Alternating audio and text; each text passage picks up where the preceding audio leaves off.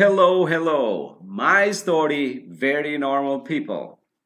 As usually, we have authors, writers, you name them. we missing just the president up to now.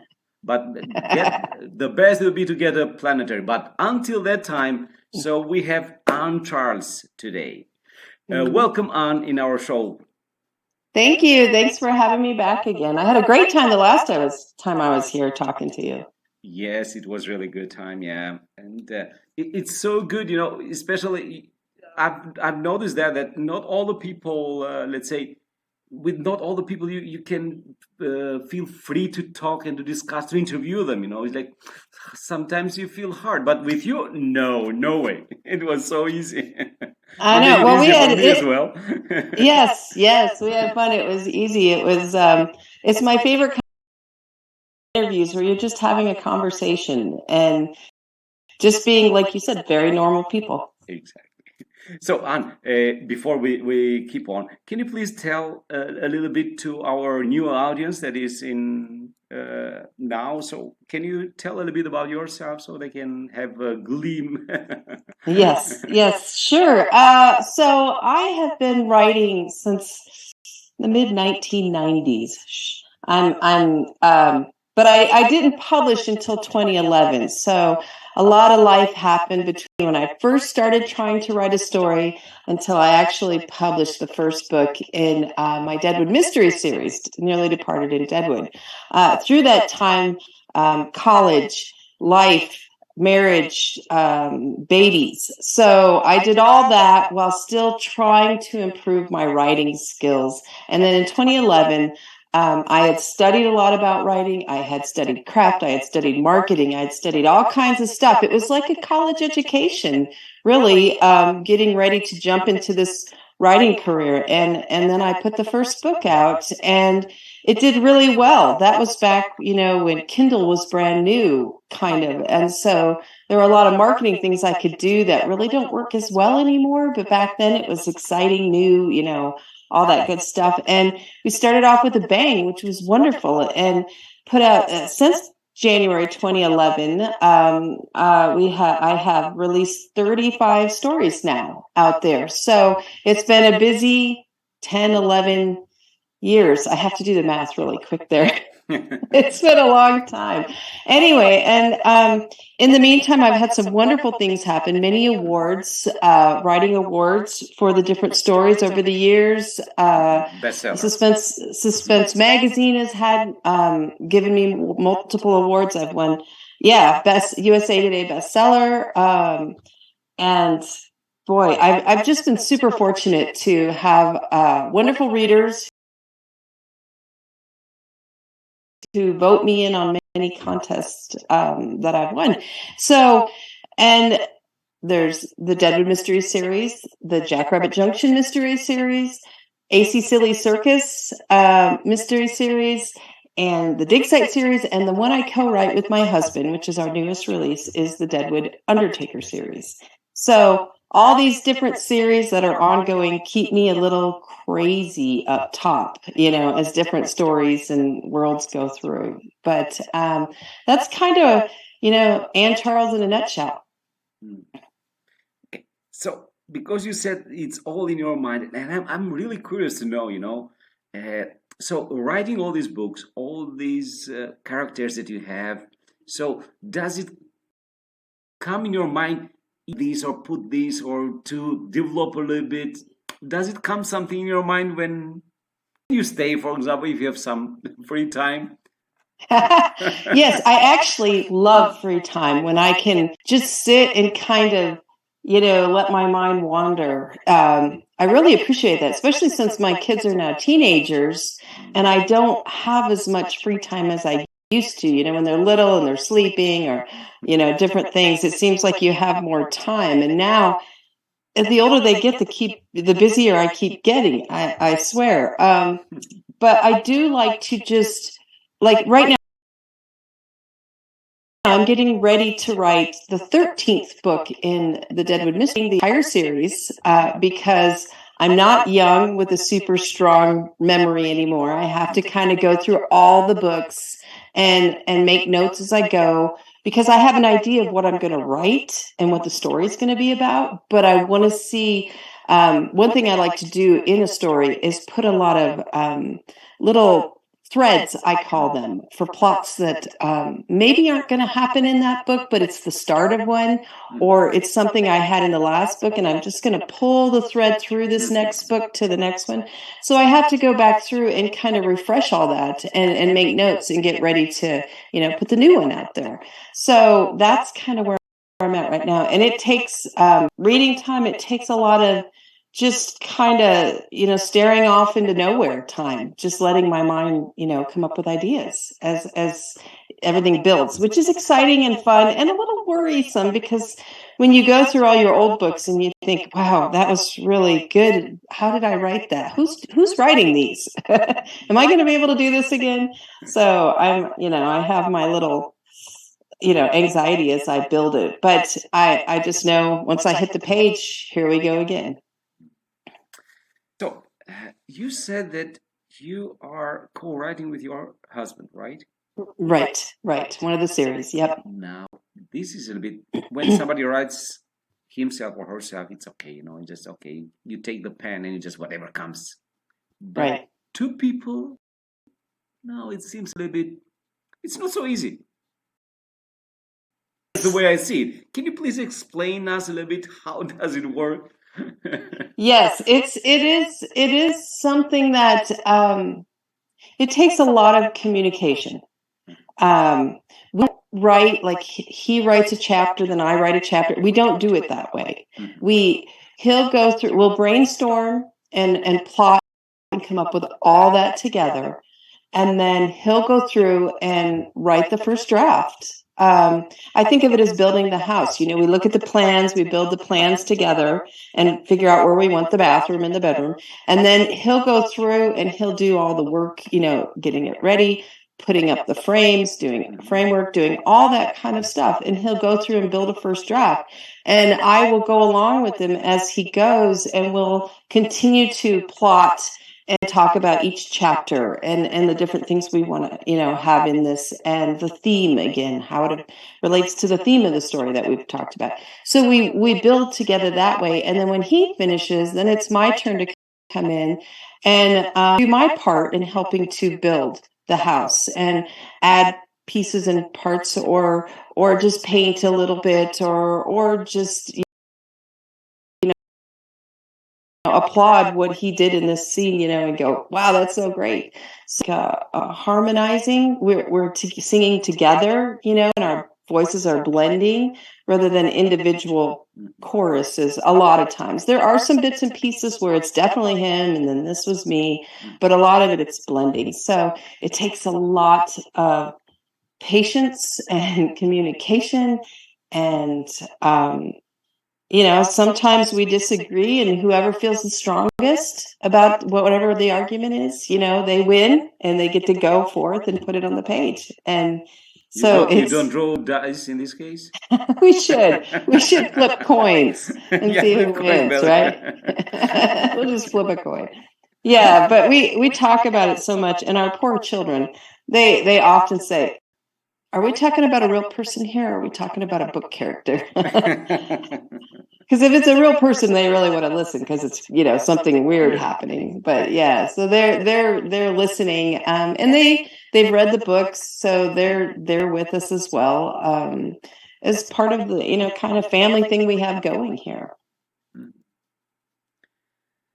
So I was thinking one moment, maybe you have moments like, for example, like a dialogue. You write something and he answers, or you do these kind of parts as well. Let's say, well, when for example, one character talks to the other one, and you get one, and he gets the other one. Do you do this? Well, I think it's a bit easier. We kind of have characters that are our voice, I think, more, and if, for example, I was doing a section where it would have some of the characters that he usually, has the voice down, and it's his voice, I might just say, here's what, I'm writing, like we write, I type. Mhm. Here's what I'm thinking, and I'll just put something.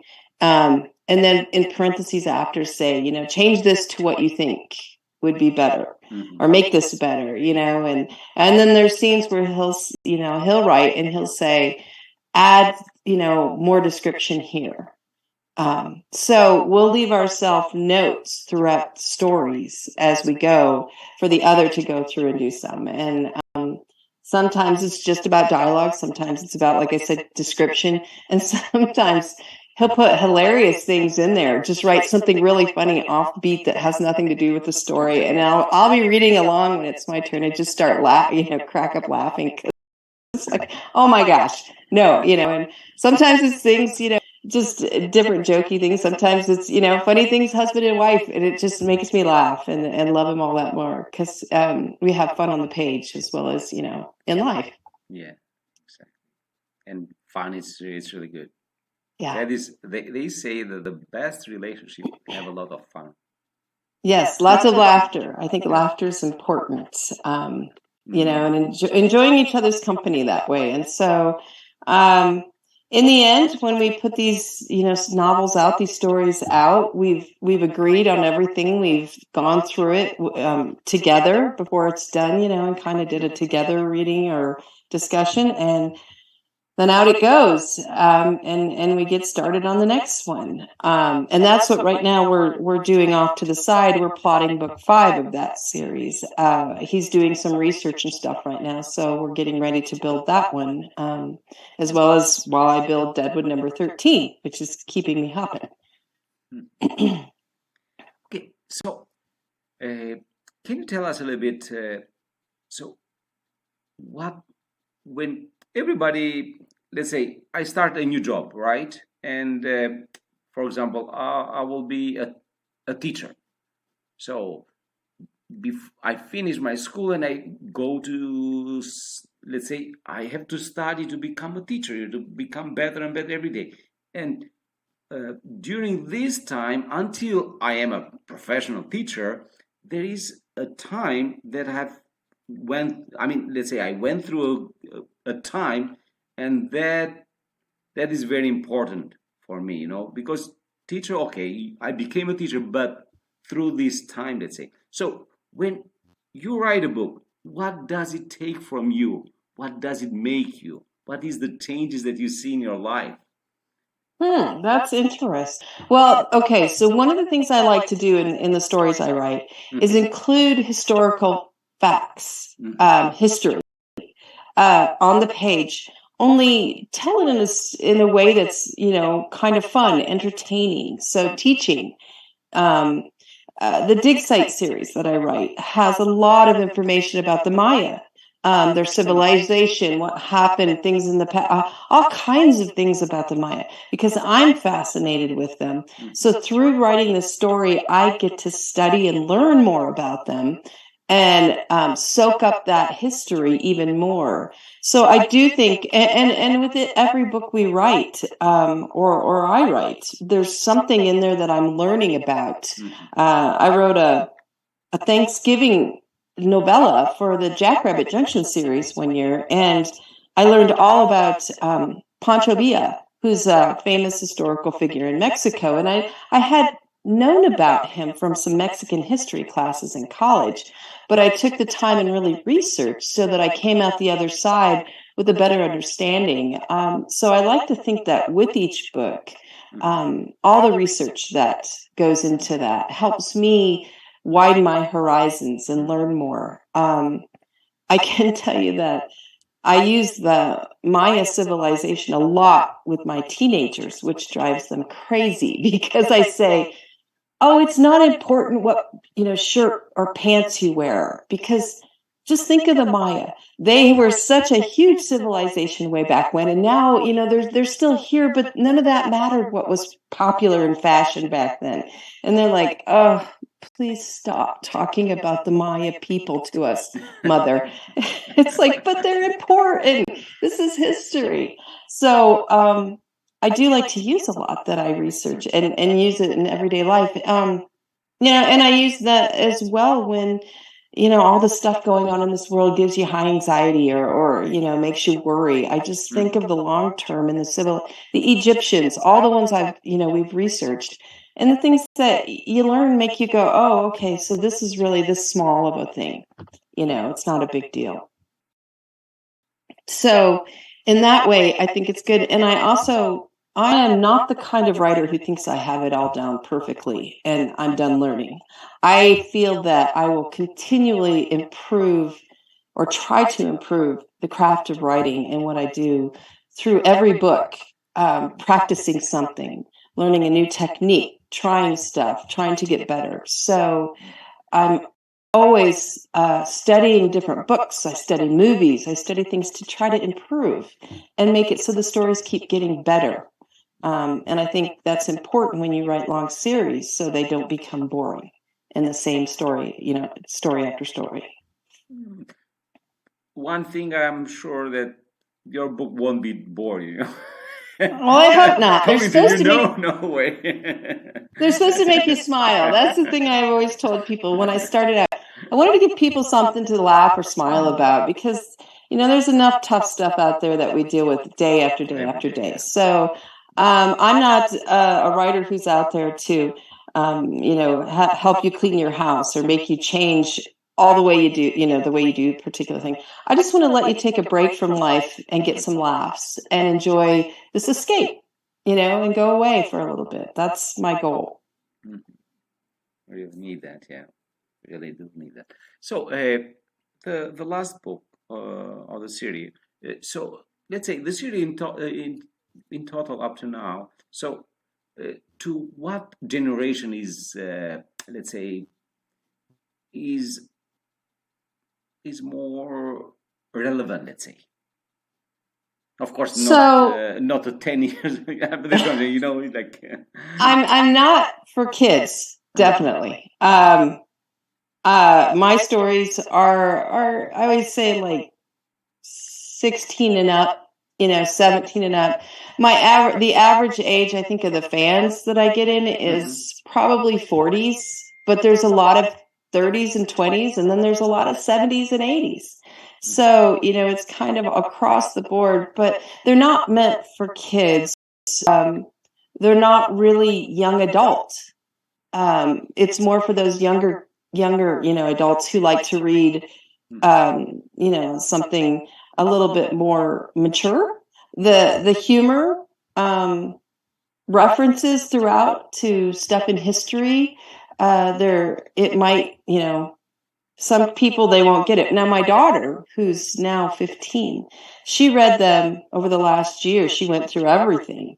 And she got a lot of the references because she's lived with me all her life. She's watched a lot of the same old TV shows. Like one of the shows she loved was the Andy Griffith Show, which is from like the 1960s here in the U.S. And so she loved that. And so she would get any reference to that, if I made a comment. So, but then again, I grew up in the 80s. And so there's a lot of reference to that stuff. So I usually think of, some people will say, well, can my young kid read them? And I'll say, well, you should probably read it first. And as a parent, decide, what you are okay with your kid. The Deadwood Undertaker series, which is the newest one that came out, book 4. So that series, it still has some violence. It has some language in it. So it is Old West, but there is a touch of, some creepy stuff. So I do have one fan I know that she reads it to her kids. And they're, probably between 13. So they read it together. So it really just depends on you as a parent and your kids. But otherwise, mostly I'm aiming for 30s, 40s, 50s, 20s too, but everything on that. Yeah. Okay. Would you like to add something else? Because also the time is limited. I don't know how much time we have, but if we're running out, let me know. Yes, please keep. They're all in audio. That's something that we've worked really hard to get all these books into the audio version so you can listen to them. It is English. but they are available on all the major distributors. And we really have taken time to try to choose, we only have 3 narrators. There's Jason Culp, who does our Undertaker series, and he's wonderful. He's done so many other readings. He's really good. And then Carolyn Schaefer does all my Deadwood Mystery series, the big long series. And then Lisa Larson does all the other work. So these guys are all really good professional narrators that put some wonderful acting into their storytelling. So if you're looking to listen to something on the way to work, on the way to school, whatever you need, or just sitting there in your home if you're sewing or doing word puzzles, something. They're out there that you can get them on audio too. So it makes it fun. It's a different, I don't know if you've listened to audio versus reading one, but when you listen, it really changes the story because they put so much voice and stuff that maybe you didn't think in your head, Exactly. So it's a lot of fun to listen to audio. I'll listen to my own as I'm, sometimes reviewing a series, and I'll think, I'll get really into it and forget that I wrote it, and I'll be so entertained by the storytelling. And then they'll be giving a line of dialogue, and I'll say it before they say it, and I'll go, ha, I knew what they were going to say. And it's like, shit. But I get so into the story that I forget, what I had written. So it's a lot of fun if you like to listen to stuff. It makes it for entertaining trips too if you travel. So let's say where they can find the audio. So the easiest place is to go to my website because we have all kinds of links under the books tab. So it's anncharles.com, A-N-N Charles. And then just click on books, and then there's all the different series. So you can click on the series and then go find the links. And if it doesn't have maybe the link that you typically listen to, just go out and see if we're out there, because we can't list all the links on the website or it would just fill the whole website, right? So yeah, just go look for it. We try to have it as many places as we can across the board. So, what will be the last sentence that you will leave us? Well, I'm not sure when you're broadcasting this, but happy holidays to everybody across the world. I mean, we all celebrate it differently and wonderfully. I've been watching tons of shows on Netflix and Amazon Prime and all the different channels. And I really enjoy seeing how different countries and cultures celebrate different holidays. So it's such a fun time of the year. So I hope everyone has a wonderful holiday season. And like I said before, if you do give my books a try, I hope they give you something to smile about, and make your day a little bit happier in the end, a little bit more lightweight and feeling like you can go on and take on the world again. So that's really my goal with everything I do. Thank you very much, Anne. Thank you not just for coming our show, but also for the books. It's a pleasure to have something written, but also to hear that as well, to listen to on the way to work or at home. Exactly. And enjoy that. It comes to me when we were kids, we had this one, at 7 o'clock, like a fairy tale, somebody was right. But it's really nice, and it just stick in your mind, eh? Right. Yes, I know. I'm with you. It's like you hear our grandparents talk about listening to radio shows when they were young, sitting around the radio and listening to shows. It makes me think of that. And they're getting more popular. Audiobooks are more and more popular all the time. And it kind of feels like we're circling back now and going back to the radio shows, which is fun. I love that. It's a different way of hearing a story. So yeah, I think that I hope that audiobooks continue to get more and more popular and more people listen. So it takes us away from listening to the news and all the other crazy stuff out there. Thank you very much, Anne, and we wish you the best for the holidays, but also for the book to be successful and more and more. So till the next book, enjoy life.